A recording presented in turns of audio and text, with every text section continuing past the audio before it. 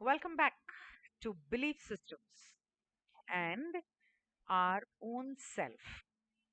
अब हमारे स्वतः जिनके वजह से हमारी दुनिया भर की धारणाएं होती हैं। एक छोटा सा बच्चा भी होता है ना, वो एक चीज को देख के 6 महीने का बच्चा ऐसे मुंह बना लेगा।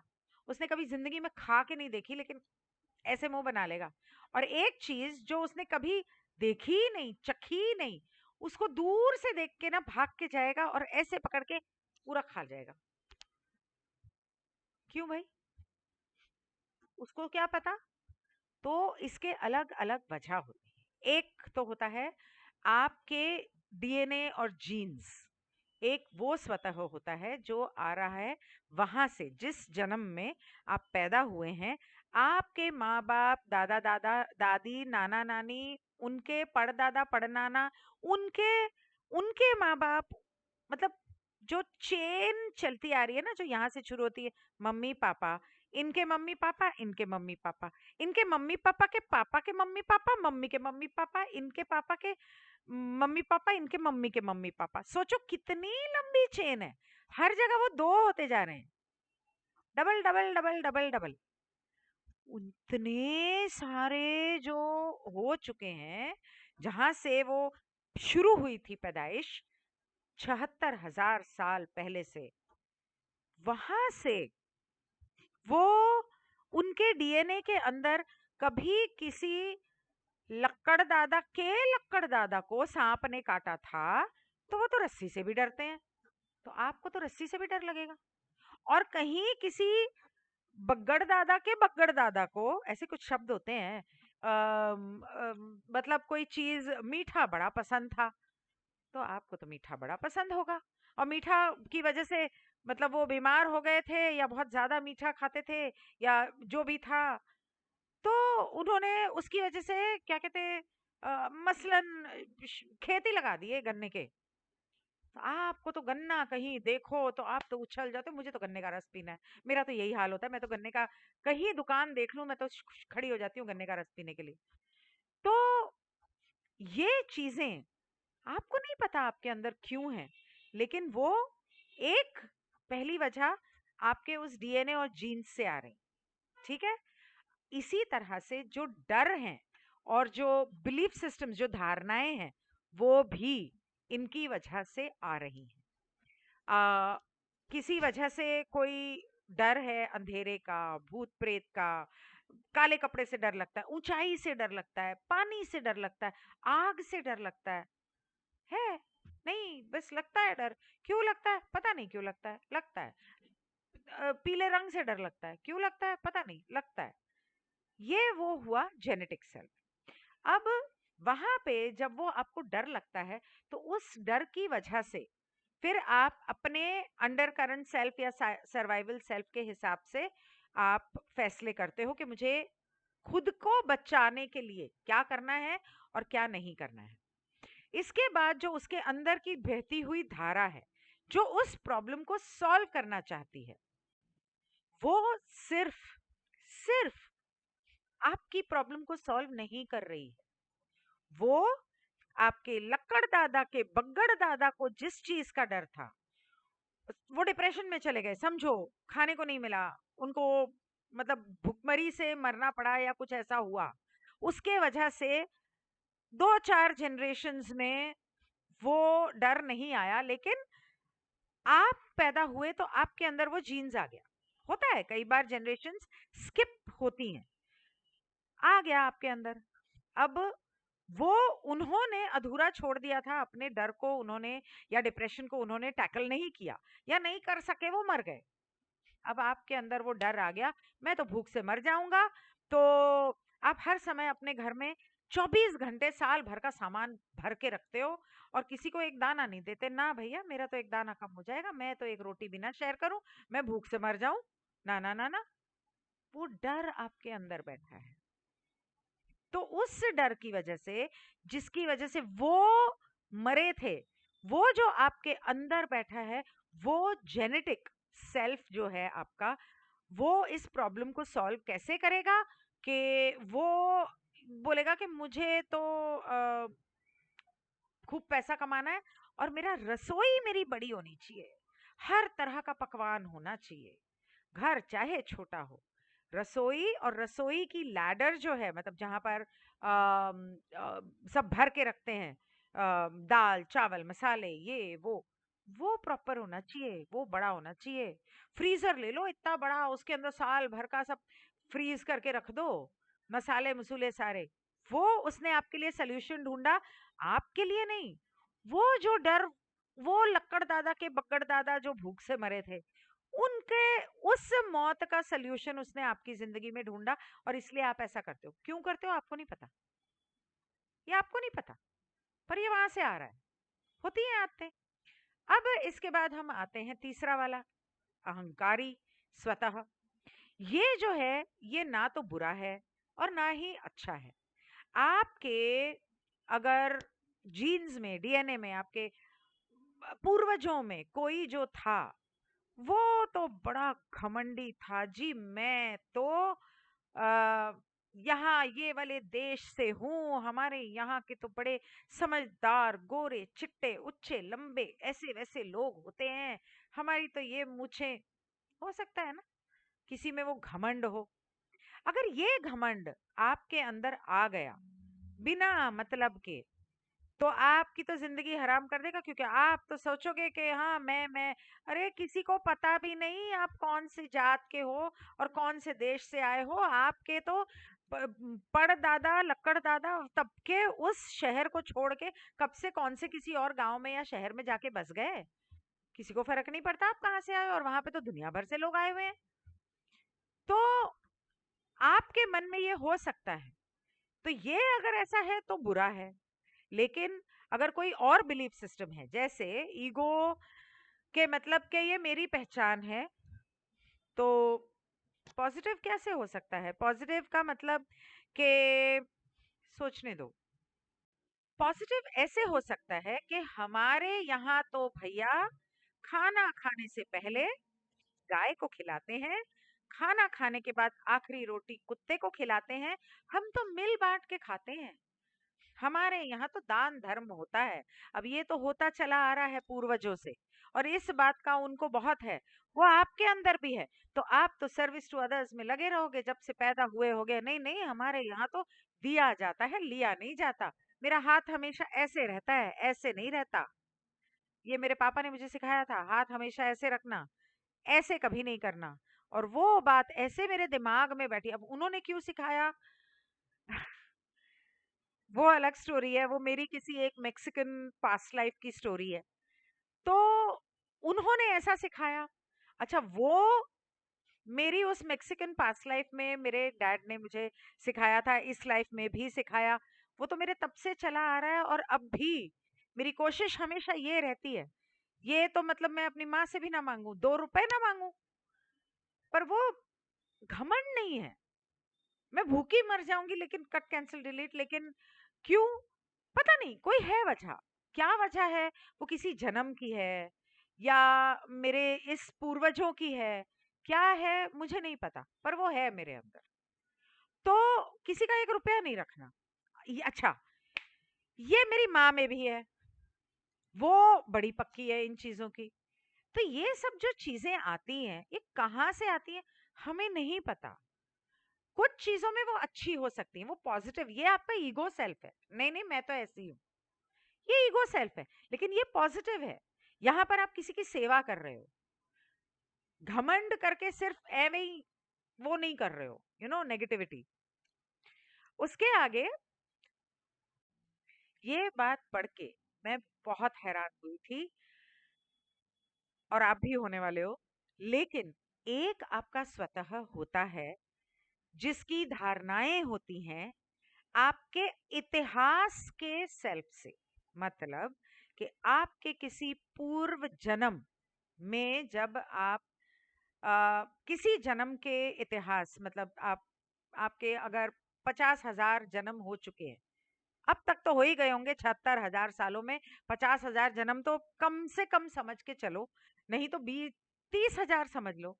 तो आपके अगर 30,000 जन्म हो गए, तो उन 30,000 जन्मों में आपने, ये वाला नहीं, इसके आगे वाला जो है, वो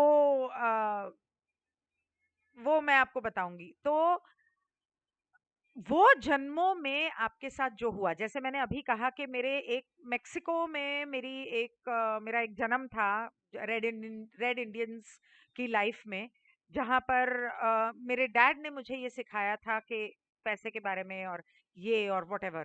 तो जन्मों की धारणाएं आपके सबकॉन्शियस माइंड में रह जाती हैं, वो आपके सोल लेवल पर रह जाती हैं। और आप सोचो कि गिनते गिनते धारणाएं खत्म नहीं हो रही हैं। और समझो कि किसी जन्म में आप मान लो कि आप किसी रेड इंडियंस के कबीले में पैदा हुए थे। तो आपको ना ऐसे पंख जो होते हैं ना, वो लोग हमेशा अपने सर में पंख लगाते थे। तो आपको पंछियों के पंख ना बड़े अच्छे लगेंगे। आपको कहीं मैं बहुत इकट्ठे करती हूँ, ये पड़े इतने सारे यहाँ पर। और कभी बचपन से कर रही हूँ, ये बचपन से। ये फेदर्स जो हैं, ये एंजल हीलिंग या एंजल के साइंस हैं, ये तो मुझे अभी पता चला ना 15 साल पहले। पर पंख मैं बचपन से इकट्ठे कर रही हूँ, बहुत शौक था, बहुत। तो आप पंख इकट्ठे कर रहे हो। अगर आप किसी जन्म में समझो किसी मुस्लिम के घर में पैदा हुए हो, तो उनके वो तौर तरीके, उनके कपड़े लत्ते, या समझ लो उनकी जो चीजें हैं, मतलब कोई सभ्यता, कल्चर, उस माहौल में आप पले बढ़े, वहां पर आपकी कोई धारणा बन गई कि नहीं, ऐसे ही करना चाहिए। औरतों को तो घर में ही रहना चाहिए, औरतों को तो पर्दा ही करना चाहिए, औरतों को तो घूंघट ही करना चाहिए। या औरत हो और आपको ऐसा लगता है कि हमें आजादी नहीं मिलती, हमारा दम घुटता है, हमें अपने तरीके से जीना नहीं दिया जाता। उस जन्म में 20,000 साल पहले, अब मुझे नहीं पता वो इस्लाम कब हुआ है, मुझे पता ही नहीं है, 4,000 साल पहले या पता नहीं कब हुआ था। उस जन्म में आपकी वो धारणा बनी थी, और आज तक आप लड़ रहे हो कि मैं मेरा भी तो अस्तित्व है, मैं भी तो हूँ, मेरी भी तो इच्छाएं हैं। पहले आप अपने पापा से लड़ते रहे, शादी के बाद अपने पति से लड़ते रहे। या अगर आप पहले औरत थे और बाद में आपने आदमी का जन्म ले लिया, तो आपने वो छूट अपनी बेटी को दी या बहू को दी। वो धारणाएं, ग्रुप कॉन्शियसनेस की धारणाएं, कि वहां पर उन जन्मों में आपने जो सीखा, वो धारणाएं आपके अंदर आती जाती हैं। उसके बाद अब वो आपका जो स्वतः है, उसके स्वतः के नीचे जो मूल रूप से जो धारा बह रही है, कौन आ गया, रॉन्ग नंबर, ओके। सो इसके बाद जो इसका इतिहास का स्वतः है, उसका जो मूल रूप से नीचे जो बहाव जो बह रहा है, वो क्या करेगा, उस प्रॉब्लम को जो किसी जन्म की धारणा की वजह से है, उसको सॉल्व करने की कोशिश करेगा। अब किसी जन्म में कुछ हुआ था और वो इस जन्म में उसको सॉल्व कर रहा है, कैसे? एग्जाम्पल देती हूँ। एक लड़की थी, रैंडम एग्जाम्पल है, मैं किसी की बात नहीं कर रही हूँ, रैंडम एग्जाम्पल। एक लड़की थी। अब मैं लड़की हूँ इसलिए मेरे को इसी तरह के एग्जाम्पल्स आते हैं, बहुत ज्यादा क्रिएटिव नहीं हूँ कि मैं अलग अलग एग्जाम्पल दे सकूं। तो एक लड़की थी, बहुत सुंदर थी वो, और अम, पूरे गांव में सबसे ज्यादा सुंदर मानी जाती थी, या समझ लो कि परिवार में सबसे ज्यादा सुंदर मानी जाती थी। और उसकी शादी भी जल्दी कर दी, पति भी अच्छा मिल गया, बहुत लोग उसके पीछे पड़ते थे, और वो सबसे बचती फिरती थी। फिर भी किसी कमीने ने एक दिन किसी जन्म में उसका कर दिया रेप, जिसकी वजह से उसके पति ने उसको घर से निकाल दिया। अब उसने जन्म लिया, इस जन्म में जन्म लेते साथ 1 साल की बच्ची नहीं है, तब से, जब से पैदा हुई है, चाहे वो, मतलब वो तब से इतनी मोटी है। या मैं किसी रंग को बदसूरत नहीं कहना चाहती, लेकिन समझ लो कि वो देखने में वो सुंदर भी है, लेकिन एक तो वो मोटी बहुत हो गई कि मेरी तरफ कोई देखे ही ना। मैं मोटी होंगी तो कोई मेरी तरफ देखेगा ही नहीं। और वो सुंदर है, फिर भी वो मोटी होने के बावजूद लोग उसकी तरफ देखते हैं। तो अनकॉन्शियसली वो कभी अपना ध्यान ही नहीं रखेगी, ना कभी ढंग से कंघी करेगी, ना मेकअप करेगी, ना ढंग के कपड़े पहनेगी। अरे कोई नहीं देखता, छोड़ो मुझे कौन देख रहा है, ऐसी। एक्चुअली मैं ऐसे करती हूँ। तो मतलब उसे परवाह ही नहीं है, इतनी गंदी बन के रहेगी ना, इतनी वो बन सकती है, बनेगी, सवरेगी, बहुत सुंदर लगेगी, थोड़ा अपना ध्यान रखेगी, लगेगी। कई बार एक मिनट ऐसा होता है कि लड़की चाहती है कि मेरा भी कोई बॉयफ्रेंड हो, मुझे भी प्यार हो, अम, मेरी भी शादी हो, मैं भी सुंदर लगूं। कॉन्शियसली वो चाहती है, जागरूक अवस्था में वो चाहती है, वो चाहती है। लेकिन वो कितनी भी कोशिश कर ले, वो डाइटिंग कर ले, वो वर्कआउट कर ले, वो डॉक्टर के पास चली जाओ, कुछ भी कर ले, वो पतली नहीं होती, वो मोटी की मोटी है। सब कुछ करके देख लिया, होती ही नहीं है। क्यों नहीं होती?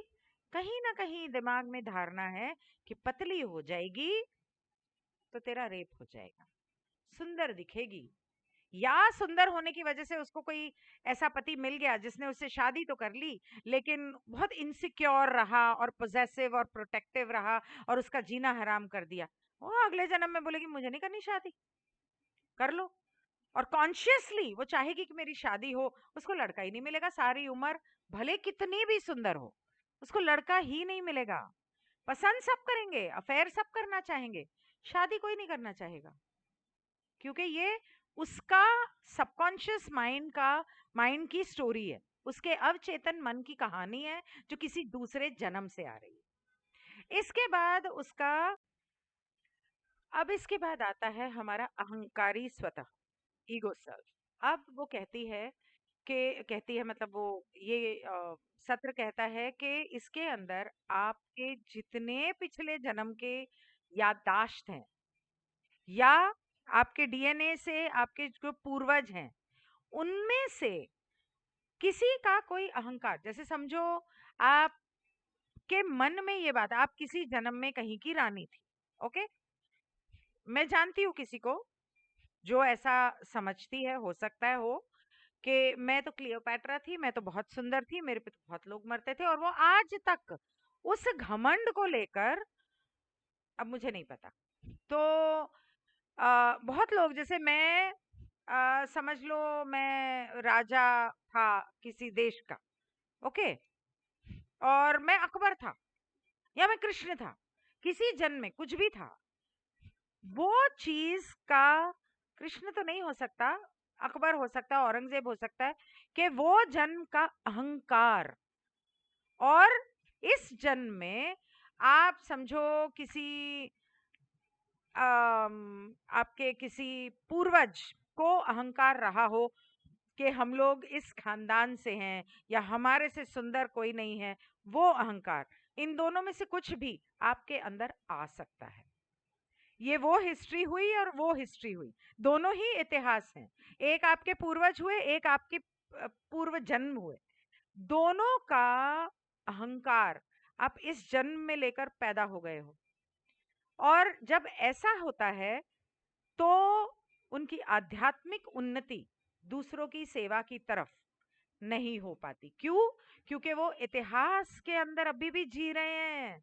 अरे निकलो उससे बाहर, ये जिंदगी जियो, वो हो गया, निपट गया, जी लिया, तुम्हारा खून हो गया वहां पर, तुम्हारा बुढ़ापा बहुत बुरा गया, तुमने सब कबीले से लड़ लाड़ के अपने बच्चों से घमंड करके बच्चे भी तुम्हें छोड़ के चले गए, उस जन्म में वैसा हुआ, अब यहाँ पर भी घमंड करोगे, यहाँ भी यही होगा, छोड़ दो। अपनी आध्यात्मिक उन्नति का सत्यानाश कर लेते हैं बिना मतलब के घमंड। और छोटा सा बच्चा 2 साल का चल रहा है, किस बात का घमंड कर रहा है? छोटे छोटे बच्चों में घमंड, अरे कौन से जन्म का घमंड लेकर आए हो तुम? सिखाना पड़ता है उनको कि ये गलत है। तुम हो क्या पिद्दा सा? ऐसे बहुत देखे हैं मैंने, बच्चे देखे हैं, मैं सही कह रही हूँ, पैदा हुए नहीं साल भर के और घमंड इतना आसमान जितना ऊंचा। तो ये चीजें जो ईगो सेल्फ, ये नकारात्मक आपको सकारात्मक पॉजिटिव फोर्थ डेंसिटी की तरफ आध्यात्मिक उन्नति करने से रोकती हैं। उसके बाद क्योंकि ये याद रखना कि हमारी धरती के ऊपर एक एक कण, चाहे वो इस पानी की बूंद हो या इस दीवार की मिट्टी का एक कण या किसी मिट्टी का या रेती का कण, हर चीज में, हर पेड़ का हर पत्ता, हर चीज में याददाश्त रह जाती है। ये जो पानी हम पीते हैं ना, ये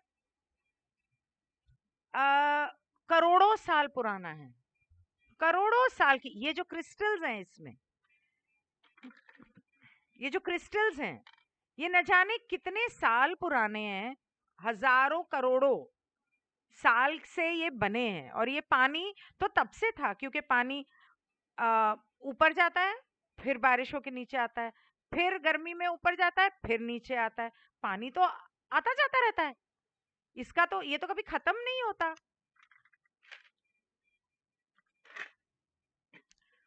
तो ये चीजें जो है, हर चीज में एक एक कण में, मिट्टी में एक पत्थर भी है तो वो टूट भी जाएगा ना, कण कण टूट टूट टूट के भी उसके हर कण में याददाश्त रह जाएगी कि मैं उस नदी का पत्थर था और वहां से मैं यहाँ आया, यहाँ पर फलाने के हाथ लगा, उसने मुझे तोड़ा और टूट के उसने मुझे मूर्ति बनाई, मूर्ति बना के फिर वो टूटी, फिर मैं, मेरे को किसी ने एक छोटा सा पत्थर समझ के मुझे तोड़ तोड़ के मुझे मिट्टी बनाई, आज मैं मिट्टी बन के इस फलाने नाले में बह रहा हूँ।